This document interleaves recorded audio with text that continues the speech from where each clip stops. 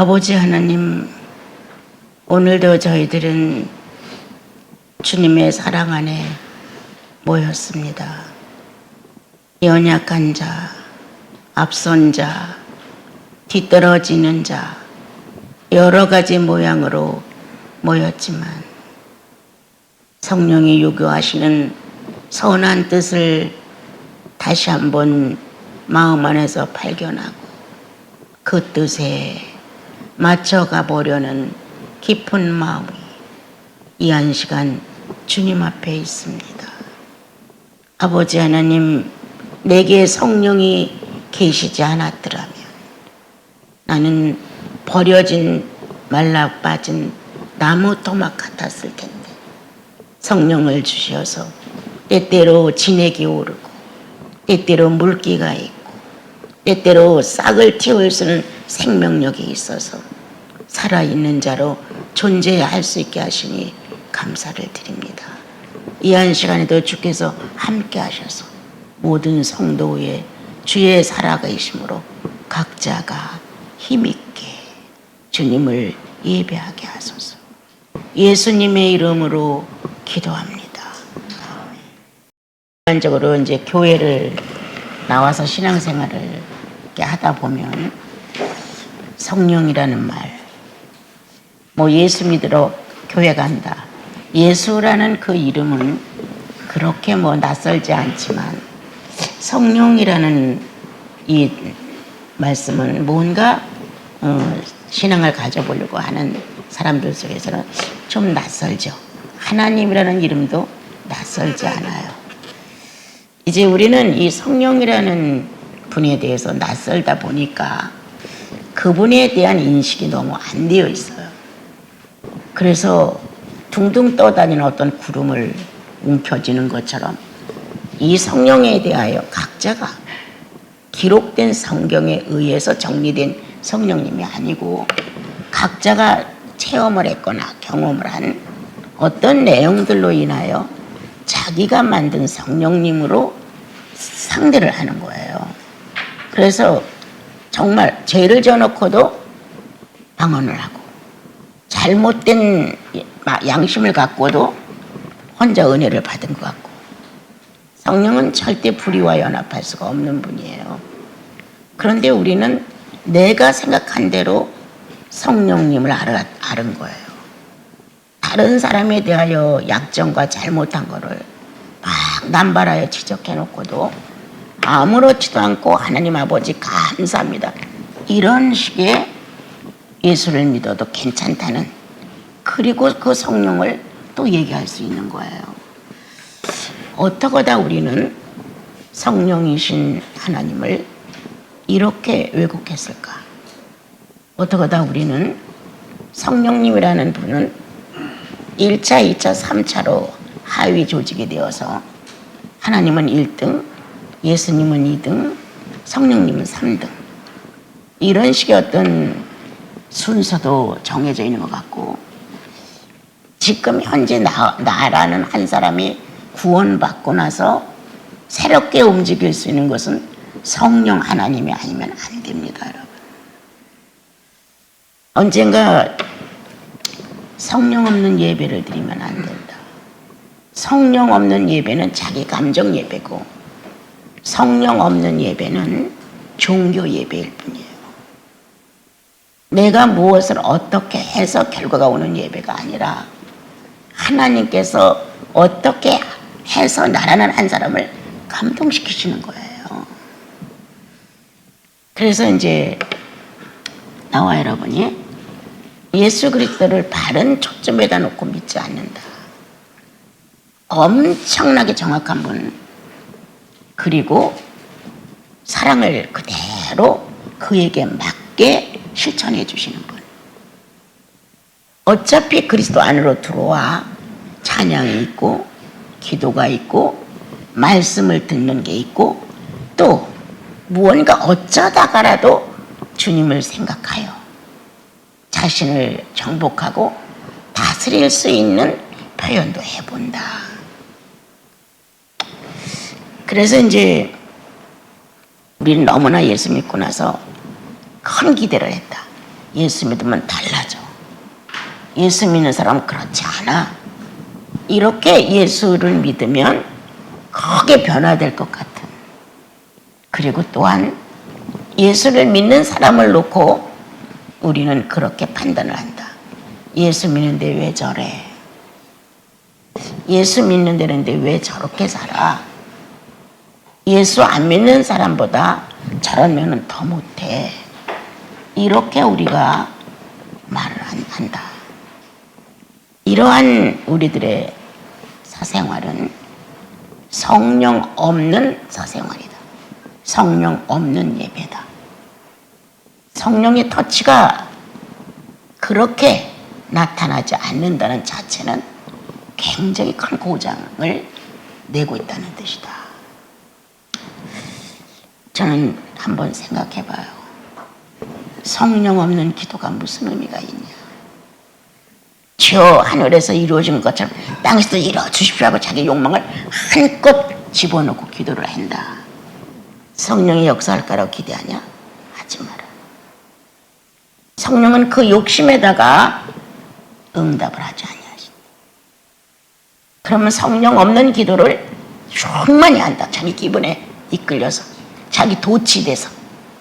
그리고 자기는 성령 있는 기도를 했다고 생각한다. 누군가가 내 마음에 얹지 기분이 편치 않고 귀하고 축복된 언어가 안 나가고 다른 감정이 있을 때가 있다. 그런데도 불구하고 우리는 또 다른 한 구석의 마음은 나는 하나님을 믿는다는 어떤 마음을 갖고 있게 된다. 어떤 게 성령 있는 마음이냐. 주님, 나 저 사람이 왜 이렇게 내 마음에 부담되는지 몰라요. 솔직해라. 이렇게 저 자매가 하는 행동 하나가 다 거슬려요. 주님, 나 어떻게 하면 좋아요? 나도 저와 같은 모습을 다른 사람 앞에 얼마든지 표현하고 재현할 수 있는 사람인데 왜 유독이 내 자신은 못 보고 처절하게 저렇게 하는 게 나에게 걸림돌이 되는 걸까요? 이게 성령이 있는 사람이다. 성령이 있는 사람은 이 마음 안에 성령이 나를 주관하고 있다는 사실을 인식합니다. 여러분. 그런데 난 저 사람 보는 거 은혜가 안 돼. 꼴보기 싫어. 같이 예배도 드리고 싶지 않아. 같이 말도 섞고 싶지 않아. 이런 식으로 외면하는 마음, 자세. 뭔가 유감이 가득 찬 자세. 나는 너보다는 나은데 너는 나자. 이러한 자세로 우리가 행동을 하고 기도를 하고 혼자 은혜를 받고 뭔가 기쁨이 있다. 이거 속는 거다. 진리는 내 약점 앞에 무릎을 꿇어야 한다. 저 자매는 10 중에 2만 실수하는데 주님, 나는 10 중에 7을 실수합니다. 이렇게 내 약점을 놓고 나를 고백할 수 있는. 지난날의 저 자매에는 저런 약점을 내가 못 봤는데 이제 가깝게 지내면서 보니까 그분의 본질이 어떤지, 본성이 어떤지 나는 알게 됐어. 이런 마음만 가는 게 아니라 그럼을 통해 나는 나를 재발견한다. 상대의 약점 때문에 나는 나를 재발견한다. 주님, 내가 내 자신의 약점들을 발견하고 찾지 못했습니다. 그런데 많은 사람들이 나를 알면 저런 모습을 충분히 발견하겠지요. 상대의 약점을 놓고 나를 발견해야 하는 게 성령의 사람이에요. 그리고 상대를 정죄하기보다 내가 그를 품을 수 없다는 그 모습에 대하여 주님께 요청해야 돼. 이런 것이 성령의 마음인데 우리는 그런 마음을 가득 안고도 은혜를 받았다. 주님 앞에 기도 응답을 받았다. 성령이 내 생활에 역사했다. 이렇게 말할 수가 있습니다, 여러분. 오늘 요엘의 말씀은 이제 요엘 선지자를 통하여 성령 시대가 올 거야. 성령 시대가 오면 나이 먹은 사람은 이렇게 경험이 될 것이고 젊은 사람은 이렇게 경험이 될 것이고 이러한 상황이 벌어질 것이야. 그래서 성령 시대가 이루어질 때 일어날 수 있는 현상을 요엘 선지자께서 기록을 해 놓으셨어요. 그거를 오늘 이제 우리는 이 성경 사도행전에서 이와 같은 내용을 우리는 가끔 말씀을 듣고 또 공부도 하고 하지요. 성령의 임재. 성령의 임재는 우리 지난번에 말했듯이 심판입니다. 한 시대는 없어지고 새 시대가 출현하는 새로운 창조가 실현되는 그것이 성령 시대입니다. 율법 시대를 거쳐 예수님의 생존 시대가 왔습니다. 예수 그리스도의 생존이 마감을 하고 성령 시대가 왔습니다. 그래서 이제 우리는 율법도 모르고 구세주도 누군지도 몰랐고 성령도 모르는 짐승에 가까운 아주 동물적 표현으로 인생을 살았습니다.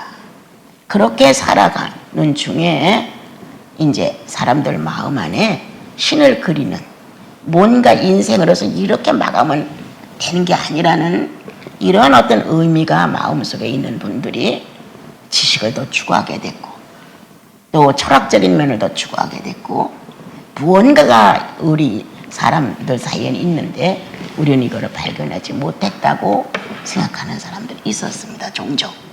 그러다가 우리는 어느 날 그리스도의 소식을 듣게 됐고 이 작은 한반도에 예수라는 이름이 알려지기 시작을 했는데 어떤 원리 원칙에 의한 교리적인 예수 그리스도가 아니라 심장을 바꿔놓는 죄인의 인격에서 의인의 인격으로 바꿔놓는 엄청난 요동이 벌어졌습니다. 엉엉 울며 죄인이라고 탄식하는 사람들, 재산을 다 팔아서 가난한 자에게 돌려주는 사람들, 불효하고 부모한테 막 주먹질했던 사람들이 회개하고 무릎을 꿇고 용서를 비는 이렇게 큰 개변이 일어났습니다. 기록된 말씀을 쫓아 지식적으로 변화된 게 아니라 하나님의 거룩한 성령은 하나님을 배신하고 돌아선 나와 여러분의 영을 살려놓으셨습니다. 그래서 그러한 축복을 받은 나와 여러분들은 시대를 바꿨습니다. 죄인의 시대에서 의인의 시대로. 그러므로 기록된 우리가 지금 본 것 중에서요, 봅시다. 자녀들은 장래일을 말할 것이고 늙은이는 꿈을 꾸며 젊은이는 이상을 볼 것이다. 자기의 영적 수준대로 하나님의 은사에 접할 것이다. 하나님께서 성령 시대를 계획하시고 그 성령 시대에 어떤 현상을 보내는데 그들이 하나님을 사랑하는 것 정도, 신을 인정하는 정도, 무언가 인간답게 살아보려고 애타는 정도, 짐승의 본능 정도는 자제할 수도 있고 다스릴 수도 있고 정복할 수 있을 정도, 그들은 저는 그렇게 생각합니다. 유대의 나라 이스라엘 민족은 하나님에 대한 지식이 전전에 내려왔고 하나님의 선지자나 제사장이나 그 밖의 사람들이 성령 체험을 하여 보통 인간하고는 다른 경험들 속에서 이스라엘 민족이 살아계신 하나님에 대한 것을 알고 지나왔지만 그 외에는 그냥 우리가 좋아서 신을 찾는 겁니다. 뭔가 어딘가 있겠지. 도움을 좀 받을 수 있겠지. 우리는 만든 신을 찾았습니다. 만들어 놓은 신. 이렇게 예수를 믿어서 이렇게 살다가 예수님을 맞이하게 된 거예요. 한 시대가 무너져 내리는 거예요. 내가 좋아했던 것, 내가 갖고 싶었던 것, 내가 성공하고 싶었던 것, 무언가 나라는 한 사람을 통해서 이루어질 수 있는 어떤 내용들을 우리는 예수를 믿으면서 정리가 되죠. 아, 욕심은 안 돼. 밥을 3끼 먹을 수 있도록 주님이 우리를 창조했다면 3끼를 먹되 위가 고장나지 않을 정도로 해야 한다. 아니면 2끼를 먹되 그것은 건강에 지장이 안 가도록 정리를 해야 한다. 이렇게 뭔가 나라는 한 사람을 규칙 있게 법도 있게 이렇게 만들어 가야 되는데 우리는 그렇지 않죠. 꿀을 만나면 조카리만큼 먹으라고 성경 기록되는데 우리는 싹싹 긁고 다 먹고 다 싸가고 싶죠. 이런 본능적이었다는 거예요. 이렇게 본능적으로 그래서 99가마를 가진 욕심쟁이가 1가마를 가지고 있는 사람의 쌀을 뺏어온다는 거잖아요. 이게 우리들의 삶의 어떤 철칙처럼 됐는지도 몰라요. 그런데 예수 믿고 나니까 이게 부서져 나가는 거예요. 성령은 바로 새 시대의 왕이십니다. 새 시대에.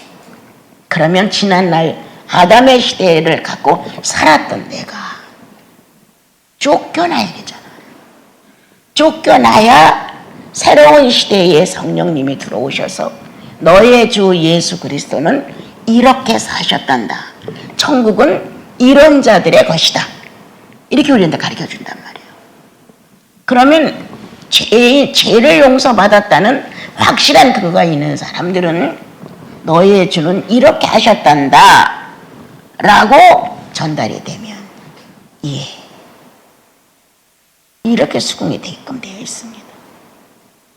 질 수 없는 십자가를 등에다 갖다 메어주면서 쳐라 이렇게 하지 아니하십니다. 너에게 맞는 십자가 10개의 계명 중에 너는 1개만 질 정도밖에 안 돼서 그럼 1개만 지어줍니다. 10개의 십자가를 놓고 너는 이 정도는 3개는 질 수 있어.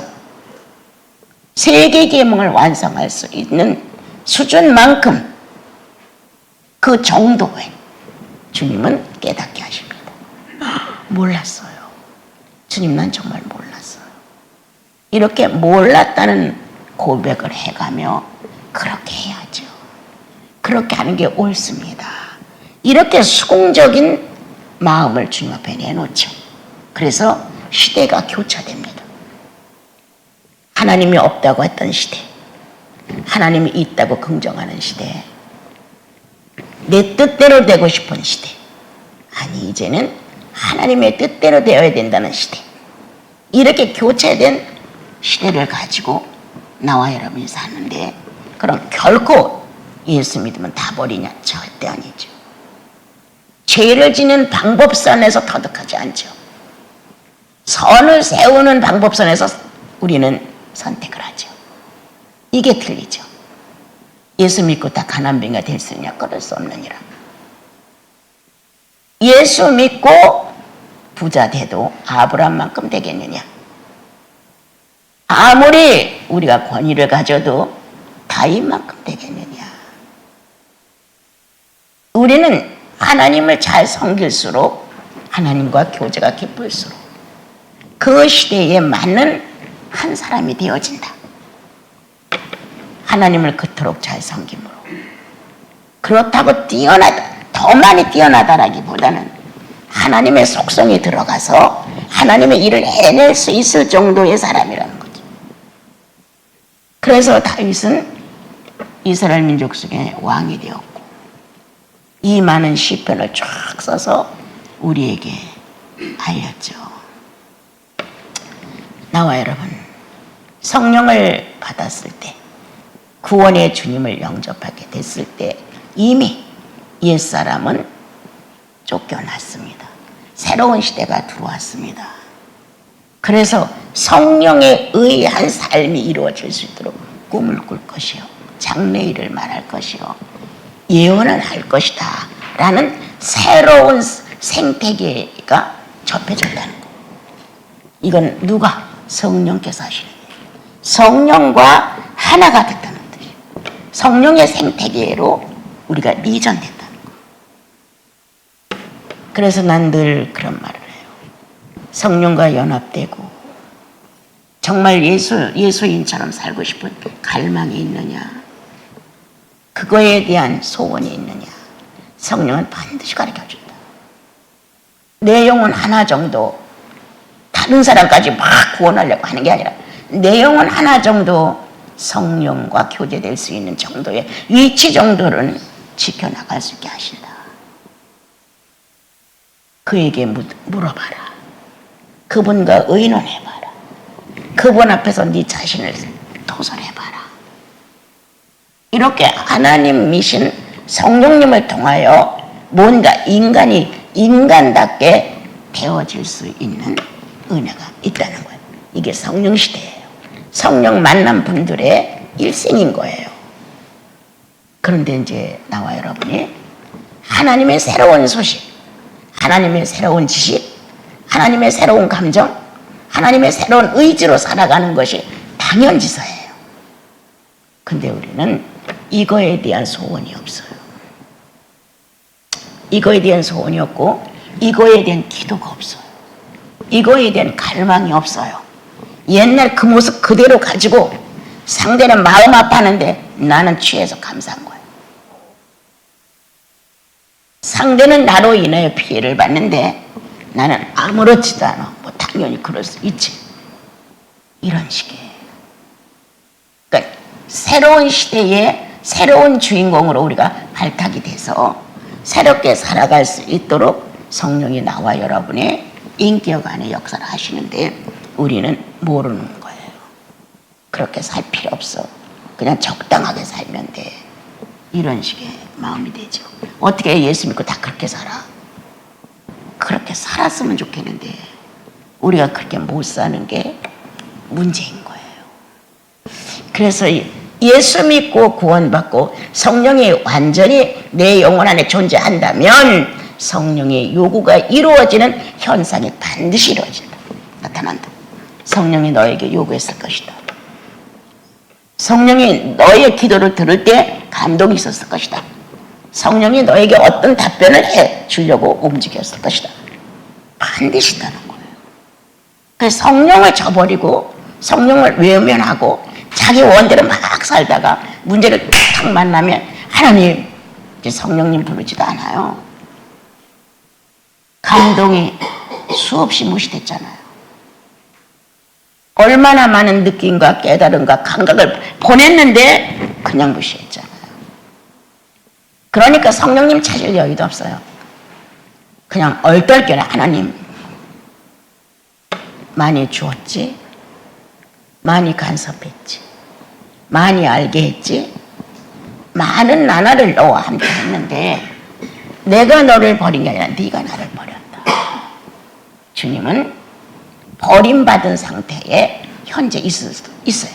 성도마다 다 틀리지만 어떤 사람에게는 1계명을 놓고 버림을 받으시고 어떤 사람에게는 5계명을 놓고 버림을 받으시고 각자 다 틀리지만 그 사건 앞에 오면 그냥 그대로 하나님을 버리고 내 좋은 조건대로, 내 기분 좋은 대로, 내가 만족한 대로 모든 것을 성취해 가려고 하는 게 많은 거예요. 이대로 가는데도 형통하다? 그건 저주에 가깝다. 그렇게 성령과 외면된 삶을 하는 데는 반드시 체크가 되어서 잘못됐다는 것을 느낄 정도로 주님이 나를 훈계하고 채찍질을 하는 게 사랑받는 자식들이지. 그 정도 했으니까 뭐 하나님 나를 축복했어. 그래도 나는 그 정도 심한 짓은 안 했으니까 내가 이렇게 하는 게 잘 되겠지? 이렇게 생각하지 마라. 성령 받은 여러분, 주의 임재는 나를 기쁘게 하려고 들어오신 것이 아닙니다. 구원받은 하나님의 형상과 모양을 예수님처럼 같이 합의되어 갈 수 있게끔 하기 위해서 들어온 것입니다. 존재하시는 겁니다. 근데 우리는 자꾸 착각하는 거예요. 기분에 따라 오늘은 하나님이 아주 높아 보이고 훌륭해 보여. 기분에 따라 오늘은 하나님이 작아 보이고 째째해 보여. 내 환경과 기분에 따라 오늘 하나님은 살아있어. 오늘의 하나님은 내 안에서 죽어있어. 기식도 없어. 나는 살덩어리의 육체가 감각하는 대로 하나님을 놓지 마라. 성령의 이러한 현상은 나와 관계없이 역사하신다. 나와 여러분이 언제 어느 때 시공간을 초월하여 성령이 나에게 말씀하실지 몰라. 이 준비가 돼 있어야 한다. 어느 시간에 어디에서 어떤 사건 속에서 성령님이 내게 암시할지 몰라. 신랑을 기다리던 처녀들이 졸고 자고 또 조금만 깨어있을 때 신랑이로다 라고 소리쳤을 때 눈을 번쩍 떠서 신랑을 맞이하러 갔어요.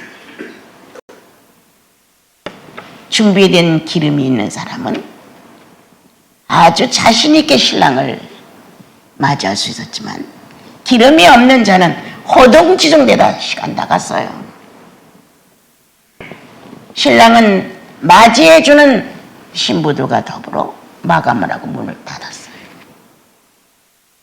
뒤늦게 기름 준비해갖고 와서 문 열어달라고 소리쳐봤댔자 이미 모든 건 마감이 됐어요. 오늘 나와 여러분 성령의 사심이 내 영혼 존재하는 그 순간까지 같이 가요. 같이 가시는 거예요.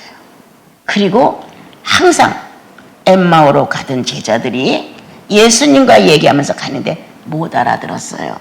안 봤어요. 제대로 못 봤어요. 그런데 막 다른 데 와서 오 이거 주님 아니었어? 라고 느꼈다. 나의 사생활이 너무 큰 비중을 차지하다 보니까 성령님과 같이 동행을 하는데도 모를 때가 너무 많다.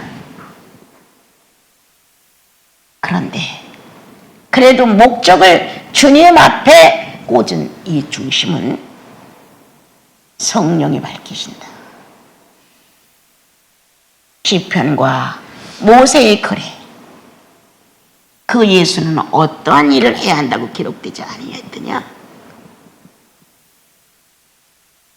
같이 동행을 하면 현재의 내 상태가 그렇게 그분을 발견할 정도는 아니더라도 내가 그분을 놀라서 주님이시네요? 이렇게 할 정도의 능력이 없어도 그분이 하신다. 뭐가 빠졌을까? 그리워하지 않았다는 것. 그리워하고 동행에 대하여 주의 깊게 생각했다면 언제든지 그분은 나에게 말씀하실 수 있다. 그런데 우리는 그냥 내가 가고 싶은 대로 가는 것이다. 구원받은 자의 특징, 성령 떠나지 않는다.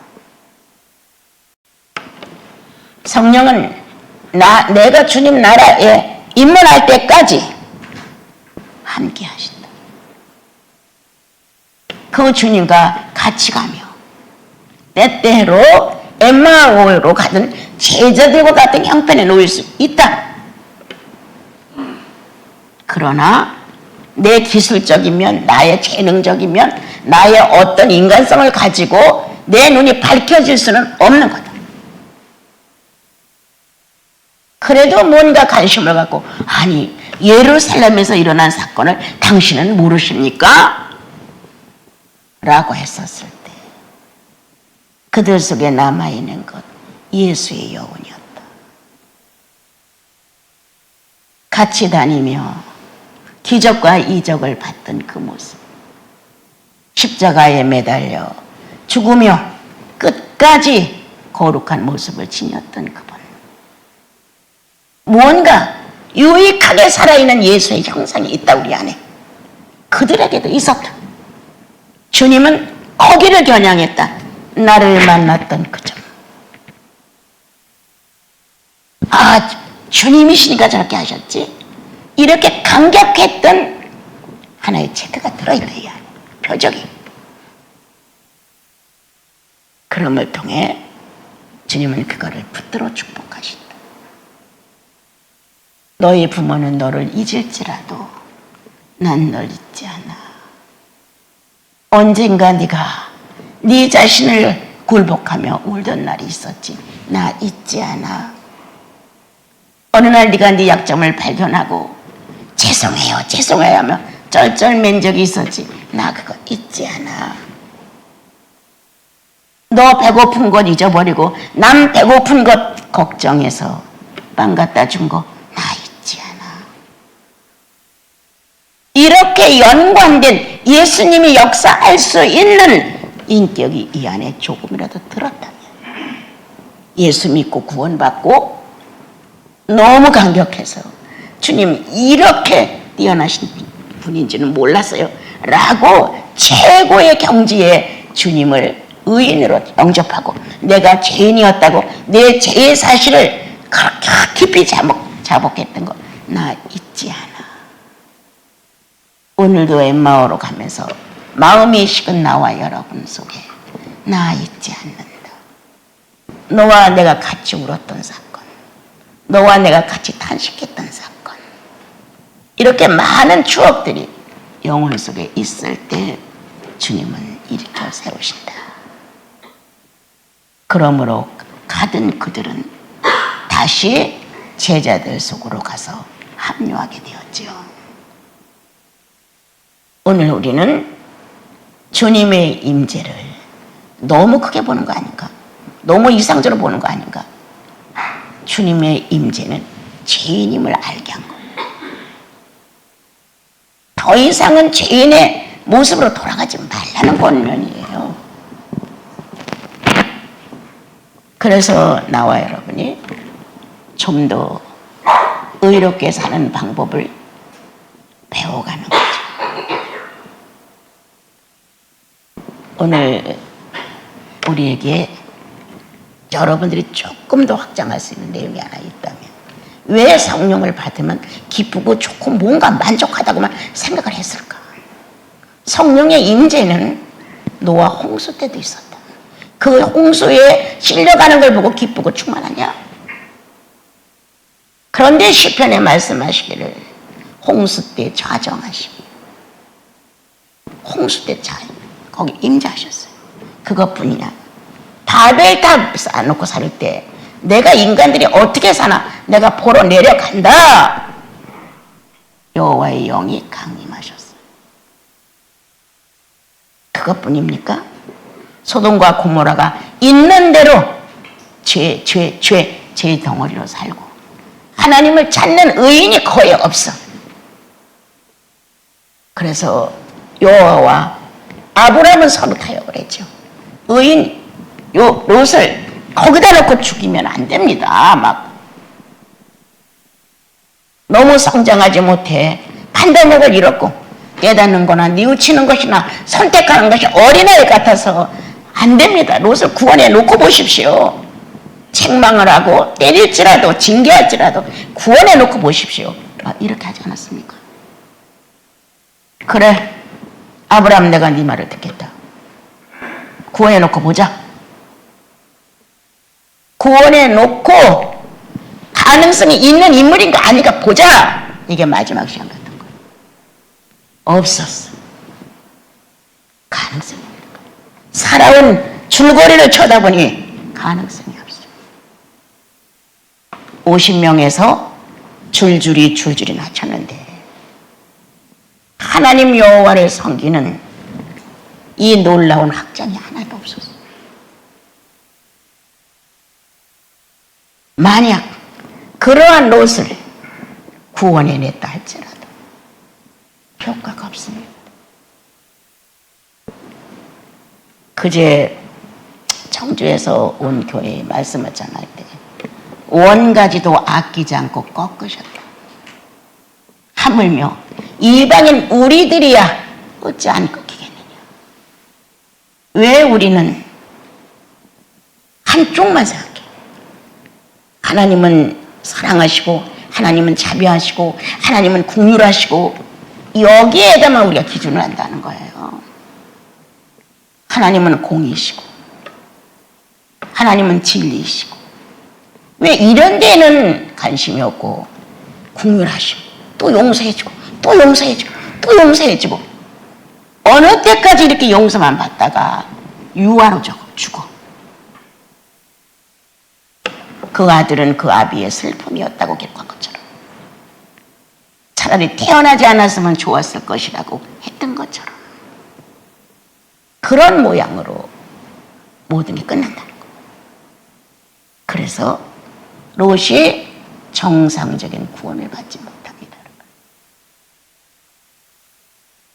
오늘 성경은 우리에게 성령 임재는 나를 유익하게 하려고 하는 것이 아니라 하나님 자신의 편에 서서 하나님의 사역을 맡아서 하시는 분이에요, 성령은.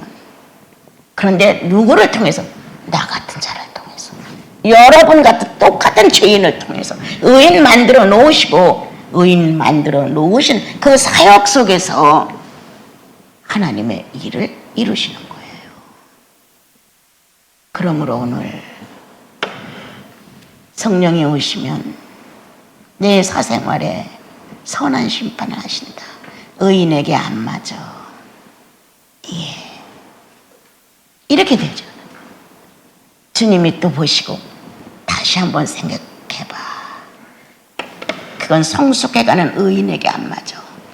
작년, 재작년, 2, 3년으로 빠꾸했을 때 네 모습은 조금 맞을 수도 있었지만 지금 2, 3년이 지난 너에게 있어 이 성숙미에 안 맞아. 어울리지 않아. 이렇게 하신다. 거기에 맞추도록 성장해가는 모습과 연수와 성령의 역사가 하나로 되어서 거기에 맞는 나와 여러분이 될 수 있도록 성령은 늘 임재하신다. 그런데 내가 생각하는 임재만 기다리지 마라. 노아의 무서운 심판도 임재하셨고 바벨탑 무너질 때도 임재하셨고 소돔성이 무너질 때도 임재하셨다. 이 대표적인 저주의 모습이 임재했다. 성령의 임재했다. 그렇다면 나와 여러분에게도 삶에서 성장되는 예수의 모습이 되어져야 가는 그런 데서 우리가 이탈하면 주님은 그렇게라도 임재를 하셔야 된다. 그래서 노아 홍수가 끝나고 새로운 신천지가 열리잖아요. 바벨탑이 무너지고 각 나라 말이 이렇게 달라졌잖아요. 소돔성이 무너짐으로 인하여 많은 열방의 교훈이 되지 않았어요, 여러분? 그렇게 반대쪽의 모습이 있는가 하면 또 성령 새로운 시대를 만나면 예수님처럼 낮아지는 자, 낮아지는 자리, 그리고 모든 잘못과 불쌍사는 내 탓, 내 부족으로 왔죠. 내가 거기까지 미치지 못했습니다. 이런 그리스도의 인격을 만들어내는 임재. 이렇게 하나님의 거룩한 임재의 사실을 한쪽에서 치우친 데서만 바라보지 말고 왼뺨을 쳤을 때 오른뺨도 칠 수 있는 가능성이 있다고 생각하고 봐야 된다. 그런 예수인들. 내가 하나 가지면 상대가 내가 반을 줄 수 있어서 그가 행복하다면 나는 내 행복을 조금은 놓을 것이다. 이렇게 뭔가 성령은 새로운 역사를 나와 여러분들 속에서 하는 겁니다. 사랑하는 여러분들, 주님이 죽도록 사랑하지 않았어요. 그렇죠? 어마어마하게 사랑했어요. 그 사랑을 조금이라도 나만을 위해서 쓰지 말고 상대를 위해서 써보세요. 가정이라는 예수 공동체를 위해서 조금 더 멋진 헌신이 나왔으면 좋겠어요. 또한 이제 교회 공동체 안에서 너 나 탓하지 말고 어찌하든 내가 조금 희생해서라도 공동체에 유익이 된다면 감지덕지야. 감사가 넘치는 거야. 여러분, 세상 뜨면 여기 유리창 닦을 시간도 없어요. 우리 성도들이 와서 쉬고 예배드리고 먹고 할 수 있는 이 공적인 터전에 청소 한 번을 주님을 위해서 한번 해보세요. 나 이거 강조하는 거 절대 아니에요. 그러한 정도의 마음들은 있어야 되는데 내가 왜 헌금 내고 사는데 왜 내가 가서 일을 때가 가서 해야 돼? 이런 사고가 있다면 이건 아닙니다. 성령의 임재는 그런 사고를 놓고 통곡하십니다.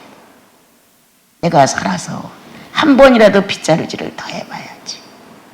내가 이렇게 함으로 오는 성도들이 깨끗한 소원을 보고 기뻐하겠지. 이렇게 무언가 공동체의 유익을 서로 줄 수 있는, 내가 내 자리를 주일마다 바르게 잘 지킴으로 다른 성도가 왜 안 왔을까? 왜 안 왔을까? 이렇게 궁금해하는 염려를 덜어줄 수 있는 것이잖아요. 여러분 적어도 여러분들 눈에 들어오는 성도 정도는 기도해야 돼요. 잘 생각해 보세요. 또 어떤 기도를 해야 돼요? 날마다 가라는 건 무리니까 가끔 인류를 붙들고 기도해야 돼요. 1년에 몇 번 정도는 사나이답게 무릎을 꿇어서 우주 전체를 놓고 기도해야 돼요. 예수의 동력자가 돼야 돼요.